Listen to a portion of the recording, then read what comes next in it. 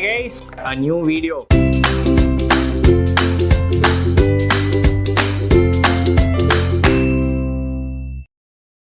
Hello, dear students. Welcome back to CSEET Fast Track Day 5, Session 5. So, today is our week's last session, and tomorrow we are going to meet again. Not tomorrow, we'll be meeting on Monday then. Okay. In the last session of Sale of Goods Act, we have completed pretty much everything that is there in the chapter. Today, we are going to complete this chapter so that on Monday we start off with company law. So, I repeat myself again. On Monday, we are going to start off with which chapter? We are going to start off with the topic of company law. On Monday, we are going to start off with company law. So whoever is watching the session, please, Avengers, my dear Avengers, assemble and let me know if you are watching it or not. Okay.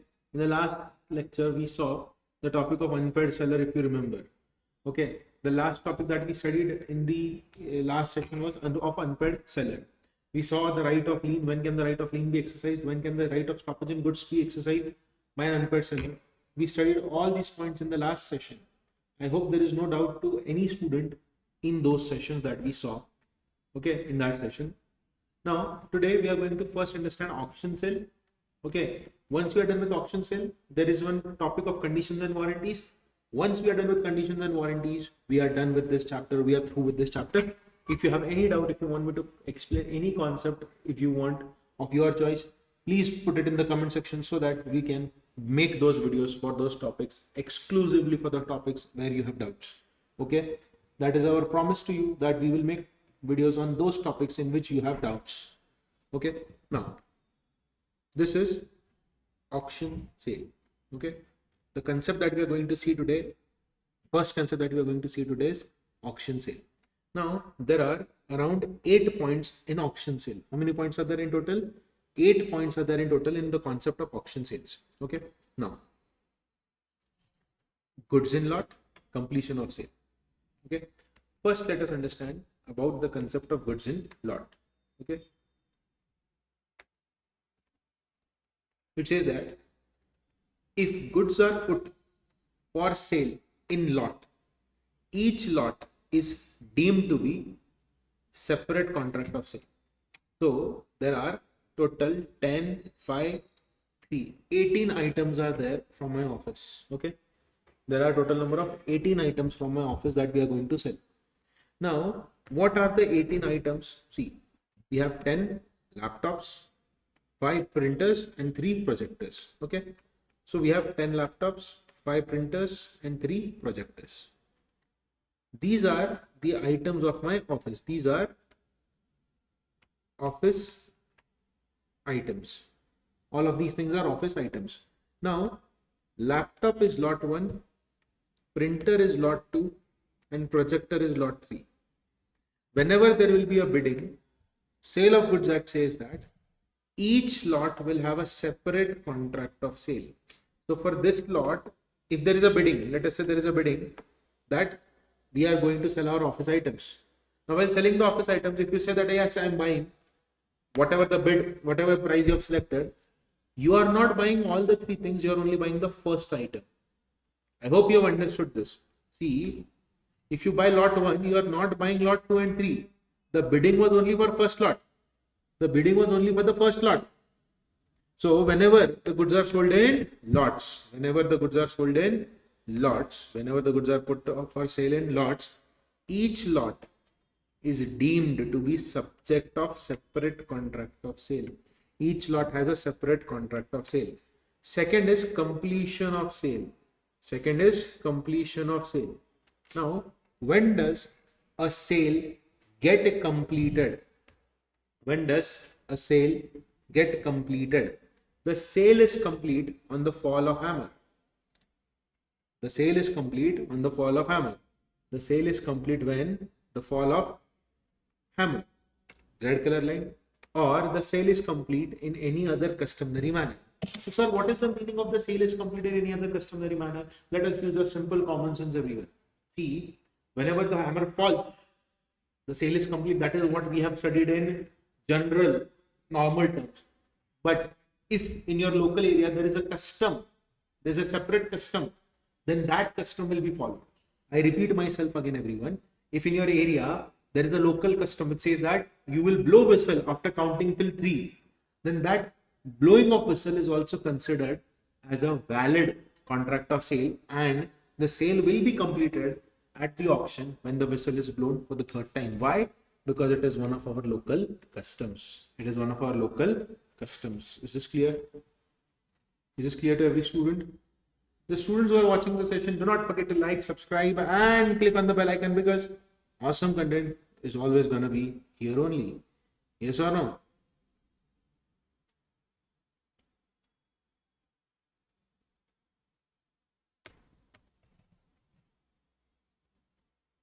Yes. Now, before completion. Now, what happens when you want to retract the bid? See, there are 1, 2, 3, 4, 5. The total number of 5 people are there. 5 people are there. The total number of 5 people. Okay, there is a total number of 5 people. Okay. Now, these 5 people are doing bid. Okay, these 5 people are doing bid. Okay, this is A, this is B, this is C, this is D, this is E. I am sitting here. I am the auctioneer. I am the auctioneer. I am holding the hammer in my hand. Okay. Now, he's saying 10,000. He's saying 11,000. He's saying 13,000. He's saying 14,000. He says 20,000 rupees. So I am saying, okay. So, Mr. E, 20,000. 1, 20,000. 2, 20,000. 3. The hammer is about to fall. Did the hammer touch? No. Before the hammer touches the dais, if E says no, then he can cancel the bid. So what I want to say is, can E cancel or retract the bid? Can E cancel or retract the bid? The answer is yes, he can cancel and retract the bid. The answer is yes, he can cancel and retract the bid. But only before the fall of hammer. Only before the fall of. Is this clear?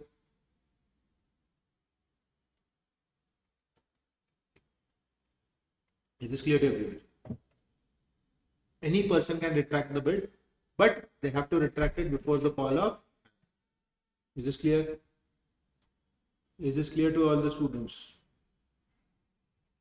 Yes, is this clear to all the students? Is there any doubt, any question, any query?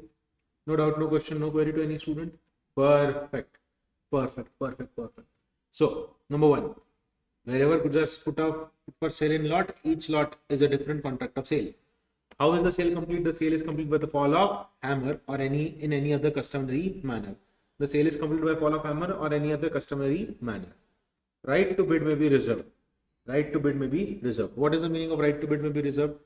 See, from here, 4th, 5th, 6th and 8th point, okay, are kind of confusing. So if you pay attention, you will understand everything. Okay.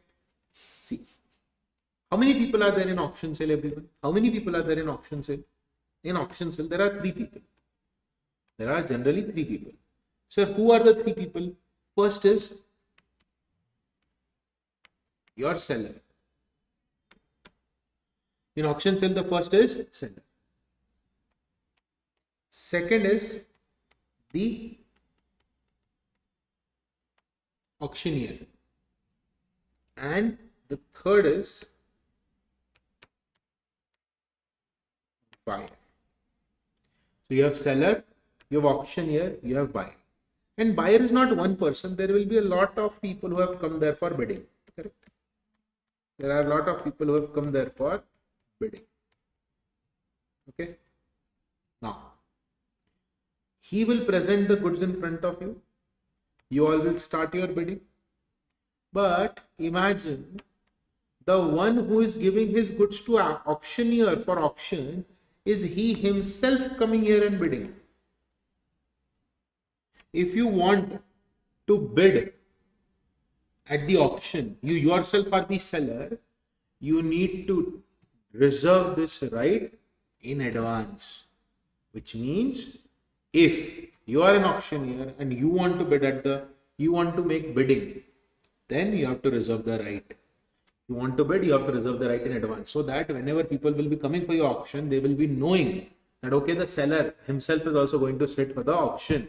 The seller has to reserve the right to bid. First point is clear. The right to bid has to be reserved by or on behalf of the seller. Is this clear? Is this clear to everyone?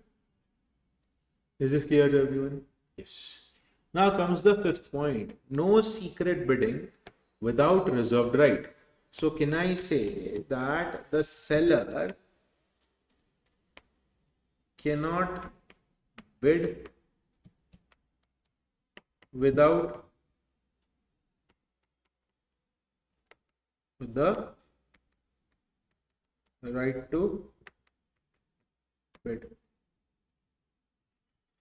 Seller cannot bid without reserving the right to bid, which means if you don't reserve the right to bid, you cannot bid, and if you are doing this, then it will be treated as unlawful. Because then people will be like, okay, seller has appointed an auctioneer is bidding to us, and you know what the seller did? Seller himself is coming there, or he's sending his brother to come and bid at the auction. Now, if he has reserved it, then this is okay. But if he has not reserved this, then it will be treated as unlawful. Is this clear? It will be treated as unlawful. I hope you have understood this. And there is no doubt, no question, no query to any of the student who is watching the session. So sorry. Yes. Doubts. Doubt, question, query.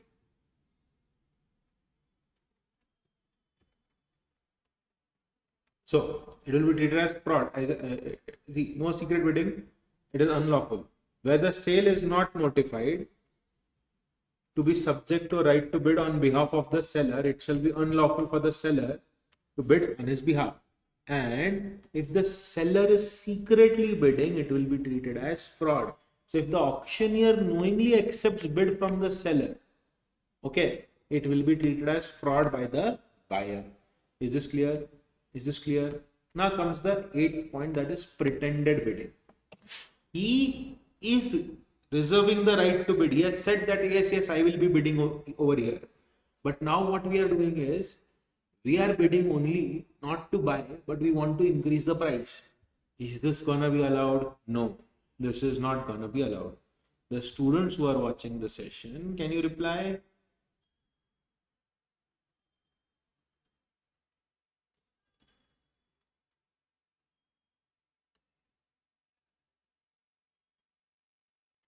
Okay, so if the seller is doing pretended bidding just to raise the price, the sale is voidable at the option of buyer. So if the buyer knows that he did it, but now it is my ego, I want to show people that I don't care, I can pay so much money, I'll not say anything, then the contract is valid. But if you feel that he did pretended bidding, you know, and you feel cheated, you can cancel the contract, you can make the contract void. This is what is given in these points. Now, seventh point was not explained by me, I will explain the seventh point. Reserve price or setup price. Seller will make use of reserve price or setup price. The sale is voidable at the option of buyer. So the reserve price is 80,000. Highest bid is 70,000. Seller is not bound to sell. Reserve price means the base price at which the goods will be auctioned. Below this price, the goods will not be sold. Anyone who wants to buy the goods will either say yes at 80,000 or above, not below that. Is this clear? Is this clear? Did you all understand the auction sale? Is auction sale clear to you all? Now, if tax is imposed and tax is decreased, what is going to happen? Common sense, this is a common sense point, everyone.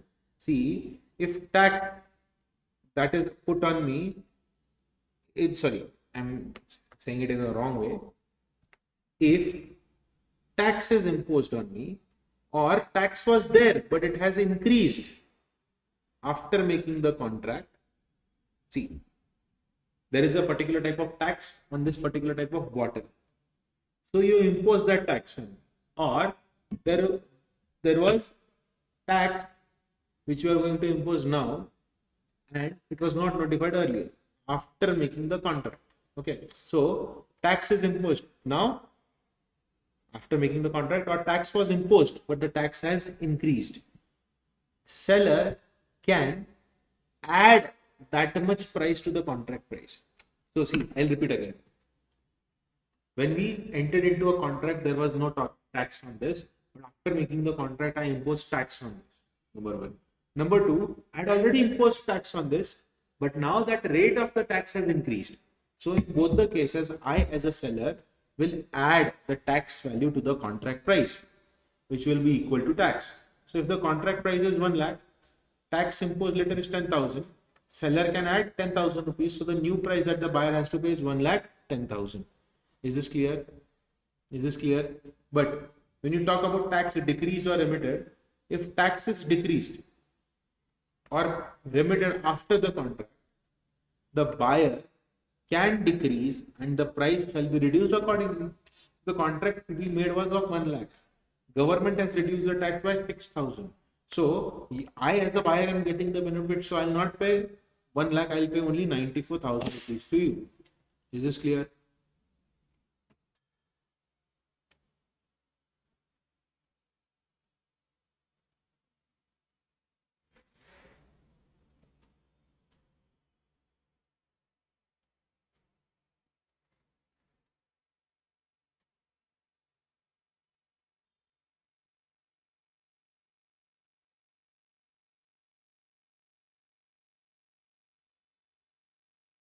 Is this clear to everyone? Done? Done everyone? Done? So we have understood the concept of auction sale, and we have also understood the concept of tax increase or decrease. Now we are going to the concept of conditions and warranties. So now we will be going on the concept of conditions and warranties. Okay, condition and warranty is a very important topic. So please pay attention. I want your attention for the next 20 minutes. And if you focus and pay attention, we would be done with this topic today itself, so that we will be focusing for 3 days on company law. Company law is a very vast topic. So for the next 3 days, we'll be focusing only on company law. Okay. Now, implied conditions and implied warranties. First things first. See, when two people make a contract, A is making a contract with B. I'll use a different color so that you understand it in an easy way. A is making a contract with B. Where A will be selling certain goods to B. And when they make a contract, don't you think so that parties will decide certain terms and conditions in the contract? You and I, if we are making a contract, will decide certain terms and conditions in the contract itself, right? So, term condition 1, term condition 2, term condition 3, term condition 4, term condition 5. We have written these terms and conditions already in the contract. Are we going to study about this? No. Sale of goods Act says, other than the terms and conditions that you decide in your contract. Sale of Goods Act says, other than terms and conditions that you decide in your contract, law has certain implied terms and conditions. Sir, what is the meaning of implied terms and conditions? See, you make these terms and conditions or not, these terms and conditions will always stay.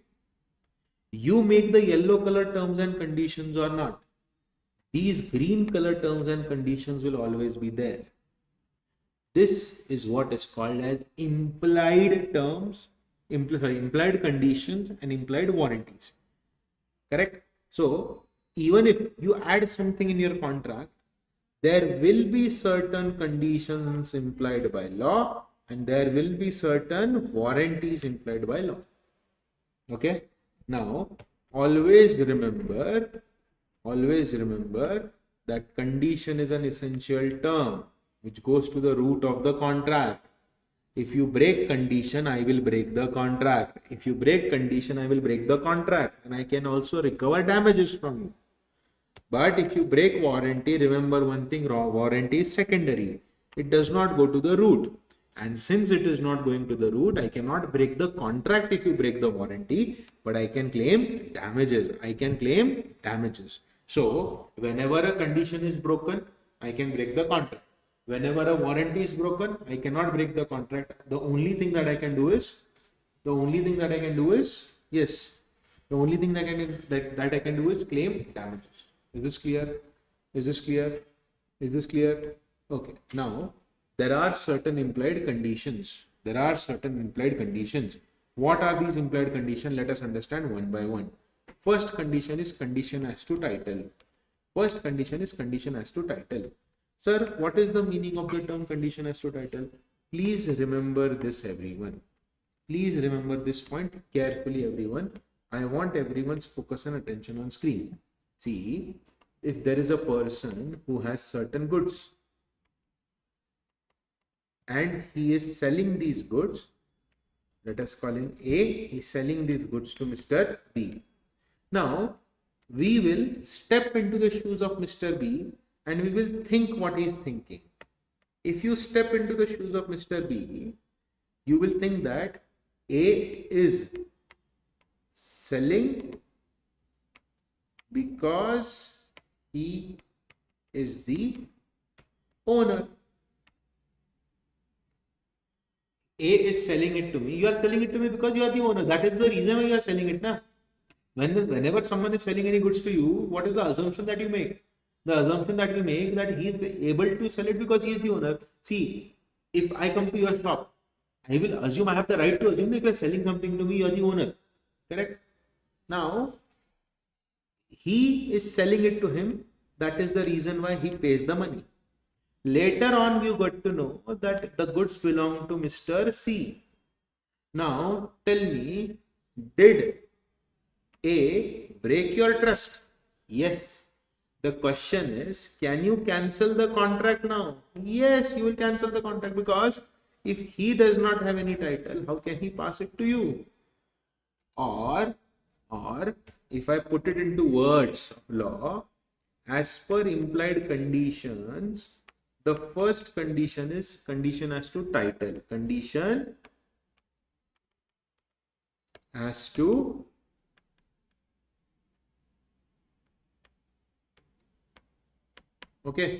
condition as to title.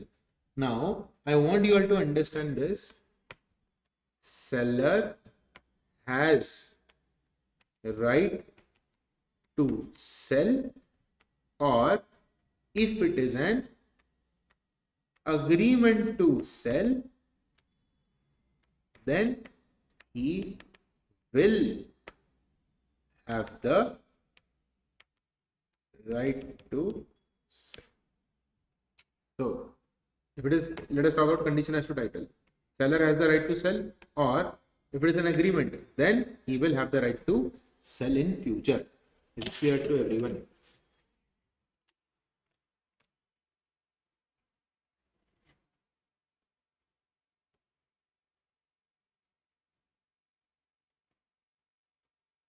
Is this clear? So what is the first condition, my dear students? The first condition itself says that seller must have the right to sell goods. And if it is an agreement to sell, he will acquire the right to sell the goods when the property will pass to him. Rahul has sold a car which actually belongs to someone else. Buyer can reject the goods and claim damages. I thought you are the owner. That is the reason I purchased it from you. But since I got to know that it belongs to someone else, I can cancel the contract, because breaking the condition gives me power to cancel the contract. Second point is sale by description. Sir, what is the meaning by sale by description? Sir, I have iPhone 17 Pro. I came to your shop. I got to know it is 16 Pro. You gave me a description of the goods. Sir, it is brand new. When I checked the goods, it was not brand new. Sir, we have Arabia coffee. I got to know that it is Kerala coffee. So, the description that you are saying, description can be about a particular quality. Sir, we have A grade organically grown oranges. When I checked the oranges, I got to know they are chemically grown oranges, and they are not A grade oranges, they are B grade oranges. So the description that you gave to me and the goods that you are giving to me, the goods and description are not matching. There is an implied condition, and that if there is sale by description, goods should correspond with description. If it is sold by sample as well as description, then it must correspond with both sample and description. Is this clear? See, ordered 2026 black Honda City, but seller delivers 2022 white manual car, which is not acceptable. Is this clear? Sir, this is an automatic car. I started the car. I got to know that it has a manual transmission. Sir, the model is of 2026. I checked the chassis number. I checked the RC book, and I got to know that the model is 2024. Okay. Then comes condition as to quality or fitness. Then comes the next one, condition as to quality or fitness. Everyone, remember one thing. I'll put a star mark for you all. There is no such condition like condition as to quality or fitness. What is the meaning of this? First point, it means it should be reasonably fit for the purpose for which you are purchasing the goods. What is the meaning of condition as to quality or fitness? The goods that you are purchasing should be fit for the purpose for which you are purchasing. Raincoat should be fit for the purpose for which I am purchasing. But there is no such condition like this until unless the buyer relies on seller's skill and judgment and tells the purpose for which he is purchasing the goods. For example, I am telling you that I want a hot water thermos. I want a thermos like this, but there is one small condition, and that condition is it should be insulated. What is the meaning of it should be insulated? When I pour hot water, I should not feel hot when I hold this. When I pour cold water, I should not feel very cold when I'm holding this bottle. Okay. So condition as to quality or fitness, what does it mean? It means that whenever you're buying or selling any goods and the seller's judgment and skill is required by the buyer and the buyer is relying on them and the buyer tells the purpose, and then if the goods do not match the purpose, buyer can reject the contract. Sir, I told you that I want this bottle to be insulated. I poured hot water, hot burns on my hand. Sir, I wanted a tiffin which can be used in microwave. I asked you multiple times, sir, is this microwave safe? The tiffin melted along with the food. Okay, so when is this condition applicable? First things first, is there any condition like this? No, there is no such condition as to quality or fitness. It will become a condition if the buyer is telling the purpose for which he is buying the goods. Number two, the seller is relying on seller's skill and judgment. Number three, the seller has a business of dealing in such type of goods. And number four, the goods should be reasonably fit for the purpose. Okay. So seller, you tell seller, I need laptop for video editing. Seller says this is perfect, but the laptop is not suitable. Is the condition broken? Yes, my dear, the condition is broken. Then comes sale by sample. When goods are sold by sample, there is an implied condition that the bulk should match the sample in quality. Buyer should get a chance to compare the bulk and sample. Okay, buyer should get a chance to compare bulk and sample. So number one, whenever the goods are sold by sample, the buyer should examine the goods, the bulk along with the sample that he has, and bulk and sample quality should match. And if he is not getting a chance to compare, then he can cancel the contract. Also, there should not be any hidden defect. Okay, what is the meaning of hidden defect? Which it means there should not be any latent defect. What is the meaning of latent defect? Hidden defect means what? Latent defect. What is the meaning of hidden defect, sir? See, I came to your shop, you turned on the refrigerator. The refrigerator lights started working and that motor started making noise when you turned on the refrigerator. So I thought that it is working. But when I started using the fridge, when I kept some items inside the fridge was not cooling the items. Now tell me one thing. Is that defect? Hidden defect? Yes. Latent defect. Is this clear? Is this clear? Now, next is additional condition for food and provision. There are two things. One is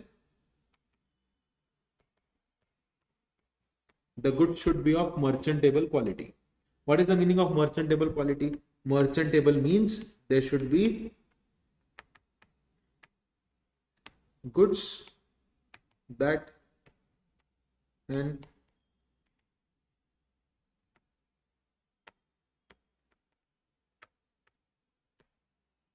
goods that an ordinary person will buy. What is the meaning of goods that an ordinary person will buy? Everyone. Merchantable means, will you buy a shirt without buttons? No. Will you buy a pant without zip? No. Will you buy a car without seats? No. Will you buy a car without mirror? No. So it is not merchantable, na. It is not merchantable, na. Merchantable means goods should be such that a normal person, an ordinary person would be ready to accept and pay for them. Will anyone pay for a shirt which has no buttons? Will anyone pay for a pant which has no zip? No. Okay. Now, this is merchantability, and merchantability for food is called as wholesomeness. It is called as wholesomeness. So, any food item that is being sold in the market, it should be wholesome, which means it should be fit for human consumption, which means it should be edible. It should be edible. Is this clear?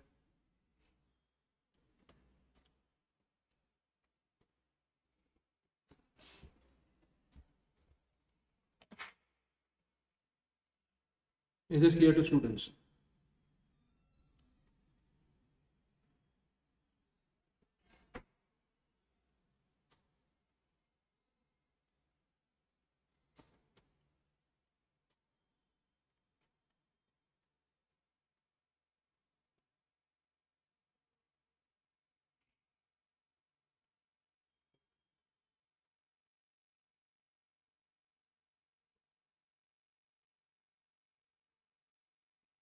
I'm so sorry. Yes. Is there any doubt? So, what are the implied condition? Condition as to title, condition as to sale by description, condition as to quality or fitness, but this is not a condition, but this is not a condition, this is not a condition. Then sale by sample, and then merchantability as well as wholesomeness. Merchantability is for goods like this. See, this bottle looks very nice, normal and perfect, but when I pour water, the bottle starts leaking. Then the bottle is not merchantable. I buy a packet of chips. I start eating, I see worms inside it. The packet of chips is not wholesome. Is this clear? Also, there can be an implied condition where you have to prove sample as well as description. You sold the goods to me on sample as well as on description basis. The description is matching, but the sample is not matching. You have broken the condition. Their condition is broken. Okay. Description is matching, sample is not matching, you have broken the condition. Then description is not matching, but sample is matching. Then also it is treated as breach of condition. Is this clear? Is this clear to everyone? Is this? Yes. Is this clear? Is this clear to everyone? I met an old friend, so I was speaking to him. So I got excited when I saw that, sir. Okay. Now, I hope there is no doubt, no question, no query to any student who is watching the session. Now, next is implied warranties. Next is implied warranties. Okay. What is the meaning of implied warranty? There are 1, 2, 3, 4. 4 implied warranties are there. Try to understand all the warranties one by one. The first warranty is warranty as to quiet possession. Quiet possession means the buyer should be allowed to enjoy the goods peacefully without any disturbance. The buyer should be allowed to enjoy the goods peacefully without any disturbance. If the buyer has been given goods, he should be allowed to enjoy the possession. If his possession is disturbed, you have broken the warranty. But can I break the contract? No. But can I claim damages? Yes. Then comes warranty of freedom from encumbrances. What is the meaning of warranty of freedom from encumbrances? It means that goods should be free from any charge, lien, or right of any third party. Sir, what is the meaning of this? The meaning is quite simple, everyone. See, let us understand this with an example. This is Mr. A. This is Mr. A. Okay. Mr. A sells the goods to Mr. B. Mr. A sells the goods to Mr. B. Now, try to understand what is happening over here. He has a car. I am very bad at drawing car. I don't know why. I used to be a good artist. Then something died inside me. I mean, did not die. I don't know what is wrong. It looks like a car, right? It looks like an Innova. We can call it an Innova, right? We can call it an Innova. And if you have liked the diagram, please do like the video. Okay, so A sells his car to B. A has a car and he sells it to B.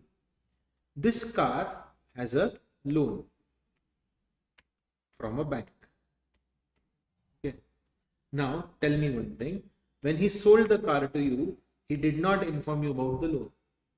Now once you start using the car, the bank will come to you and they will be like, "No, the EMI is not been paid. Pay the EMI." Now you pay the EMI. Can you cancel the contract with A? No. But can you recover the damages from him? Yes. This is what is written over here. Is this clear? Goods should be free from any charge, lien, right of any third party, which means there should not be any kind of charge on the goods. The goods should be free from any charge. Charge means it has been kept as a security to the third person. Charge means it has been kept as a security to the third person. Is this clear? Or what if I tell you that let us say that I have a gold chain in my neck and I give that gold chain as a security to the other person. Now, when I give that gold chain as security to other person, what is going to happen? Will he become the owner? No. Will he become the owner? No. But I told that other person that I need this chain for my sister's wedding. I'll give it back to you. Now I took that chain from that gold, that person who gave me loan, and I sold it to you. Were you aware about the charge on that chain? No. Okay. Now, warranty as to quality, fitness by usage of trade, which means quality or fitness by usage of trade means in a particular area, there is a practice that the medicine should be of a particular quality. Okay, the medicine should be of a particular quality. If the medicine is not of that particular quality, then you can cancel the contract. Why? Because it is a local warranty. Sorry, not cancel the contract. You can claim damages because it is a local warranty. So quality or fitness by trade means what? In this area, only a particular type of goods are sold. In this area, only a particular type of goods are sold. So I have the right to assume, right, that in this area I will get only top quality of goods or middle quality of goods or lower quality of goods. I have that assumption in my mind because this is how the trade works in this particular area. I purchased the good and I got to know that the goods are of not that quality which is required to be maintained by usage of trade. Usage of trade means what? Local customs. Okay. Now, last is warranty to disclose dangerous nature of goods. What is the meaning of this point? If goods are dangerous, seller knows that the goods are dangerous, he has to disclose the danger. If he does not disclose the danger, then in that case, he is liable for the damages that are caused to the buyer because he has used the goods. Okay, because he has used the goods. Is this clear? Is this clear to everyone? We had completed the first page. Future goods, existing goods. What is the meaning of goods? There will be two parties. Goods the subject matter has to be goods, the price has to be money. Okay. What happens if the goods are of perishable nature? Sale at valuation. If not, I'll explain this again. I'll give a quick recap. What is the meaning of good? Good means any kind of movable property other than money and actionable claim. Actionable claim means what? Any claim on which you can bring action. Stock, share, growing crop, grass, anything attached to earth, forming part of land. Then we also saw price to be fixed by third party. How the third party fixes the price. We saw this in the last lecture. Okay. Then we saw about how is the ownership transferred in a certain goods. Intention of parties. Goods are in deliverable state. Goods are not in deliverable state. You have to ascertain the price. We have seen all these points. Then we saw Nemo that quadrant habit. And then we saw conditions and warranties. Then we saw caveat emptor. Caveat emptor means let the buyer beware. And then in that we also saw exceptions to the rule of caveat emptor. Correct? Then I think I have to explain few points to you from here. Rest all our points are over, I guess. Okay, yeah. There is one point that I have to explain. What is important, I'll explain. You focus only on those important points on which MCQs can be asked. Then we saw rights of unpaid seller. Unpaid seller is a person to whom goods are not sold on credit. Okay. Sorry, not the right definition. Unpaid seller is the person to whom price has not been paid whole or part. Before I explain one more point, remember one thing, that this is a seller, okay, and this is a buyer. This is a seller and this is a buyer. There is an important point that you must know, that if the seller is giving goods worth rupees, look at the price, okay, 10,000. What is the price of the goods? 10,000 plus package charges. Packing charges are 2,000 rupees plus delivery charges are 1,000 rupees. So the total bill will be of 13,000. How much is the total bill amount? 13,000 rupees. Okay. What is the price of the goods? The price is 10,000. This is packing charge. This is delivery charge. Buyer has paid rupees 10,000. Buyer has paid rupees 10,000 to seller. The question is, and be very honest, okay? Can you call this seller as an unpaid seller if this 3,000 rupees is not yet paid to him? He has got 10,000 rupees. He has not got 3,000 rupees which is pending. Can you call him as an unpaid seller? Yes. Can you call him as an unpaid seller? Yes. The answer is no.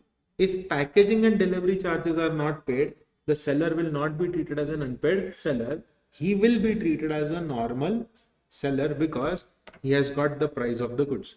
Sir, but can the seller sue buyer for this 3,000? Yes, he can sue, but the tag of unpaid seller will not be there on that seller. Okay, the tag of unpaid seller will not be there on the seller.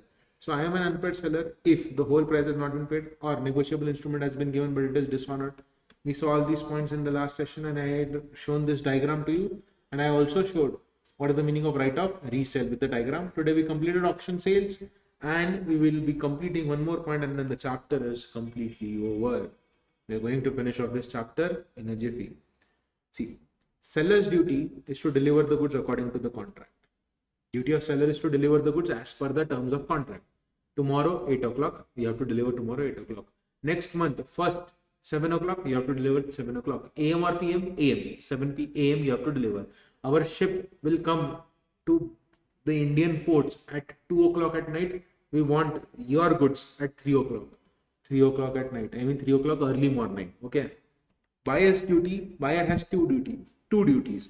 Accept plus pay. Buyer has to not only accept but he also has to pay. Okay. Now, payment and delivery are concurrent condition. What is the meaning of concurrent condition? Concurrent condition means I will pay the goods to you. I will pay the price to you. You will have to give the goods to me. It has to be simultaneous. Concurrent means it has to be simultaneous. It cannot be one-sided. It has to be simultaneous. It should not be like I will pay the money to you later on. You give the goods to me now. If you are doing that, then that should be mentioned in your contract. If nothing is mentioned in your contract, then payment and delivery are concurrent conditions.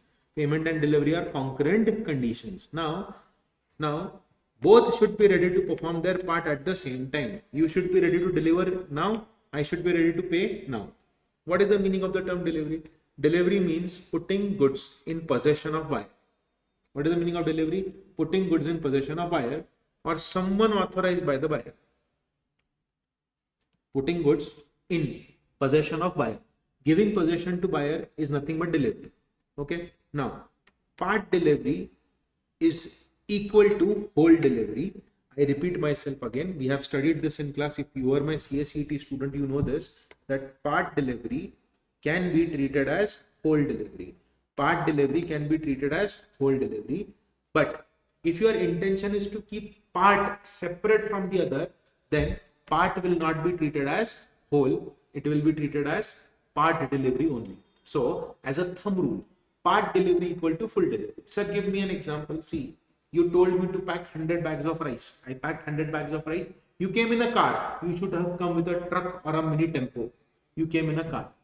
Now, I gave you 10 bags of rice because in your car only 10 bags of rice were fitting. You took 10 bags.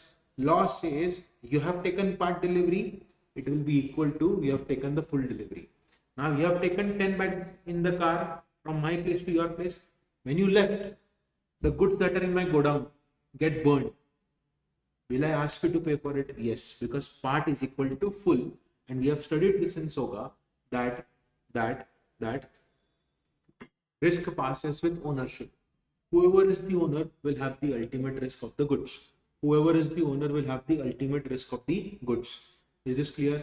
Is this clear? But my intention is to keep part as separate from the rest. Then part is not equal to whole. Then part will not be treated as whole. Okay. Now, remember one more point. Seller will not deliver the goods to you until and unless you ask the seller to deliver the goods to you. Seller is under no obligation to deliver the goods to you. It is your duty to apply for delivery. Okay. Is this clear? Now, wrong quantity can be of three types: less, more, and mixed. I'll make it very simple for you. I ordered 100 packets of food. You gave 90. I have two options: accept 90. If I've paid extra, refund I can take. Number two, I can cancel the whole.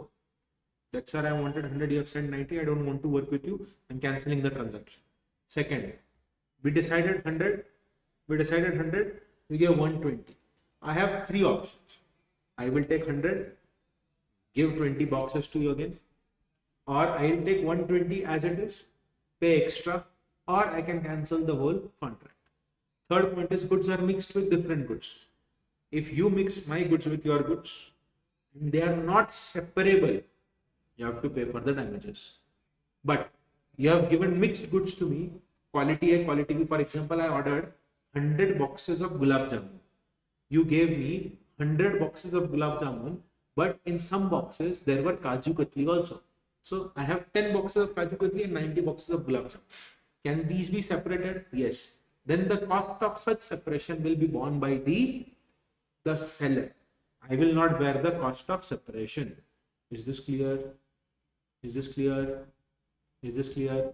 Now comes the heart and soul of your MCQ questions, and that is installment delivery.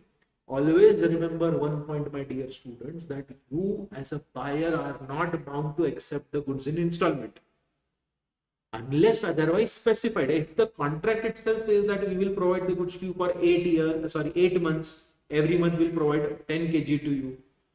If that is there, then that is installment delivery, that is allowed. But when we made the contract, we never decided installment. Today you are bringing the installment and telling me, sir, remaining I'll give you tomorrow. Sorry, everyone, remember this: buyer is not bound to accept the goods by installment. If it is written in contract, then yes, but if no, then not. If one or more installment is not delivered, or it is defective, or buyer is refusing, then what to do? Now, depends on contract and circumstances. What is the meaning of this? Will you cancel the entire future installments? For example, I said we have made a contract for 8 months. How many months? 8 months. You made delivery to me for 4 months. The 4th month delivery was a defective delivery, or you did not make the delivery, or I did not take it.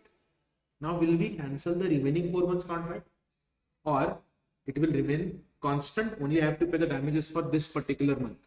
It depends on both the parties. If it is severable breach, severable means what? Severable means we can keep this aside, then you have to pay compensation for that installment only, not for all. The remaining contract will remain valid. Is this clear? Is this clear? And I think you will be able to read these points. If at all you have any doubt in these points, let me know. You have completed the entire program in 3 sessions. I'll explain these points to you, but again, if you have any doubt, let me know. Delivery to carrier or wharf. Now, what is the meaning of delivery of goods to carrier or wharf? First, try to understand. If you deliver the goods to a courier guy, law says the moment the goods are delivered to the courier guy, we will assume that the goods are delivered to buyer. I am a seller. I am a seller. I am a seller. If I deliver it to a middleman, law says we have to assume that the goods are delivered to you. Remember one thing: whenever the seller is sending the goods, he has to take proper contract with courier wala, the guy who is sending the goods on behalf of you. And if he fails, buyer can refuse delivery to carrier or claim damages. If he is not taking care of the goods, seller is not taking care of the goods, he can refuse the delivery to carrier, don't give it to him, or I can also claim damages. Also, whenever the goods are sent by sea, the seller has to give notice to buyer that I will be sending the goods by sea to you. Take the insurance out.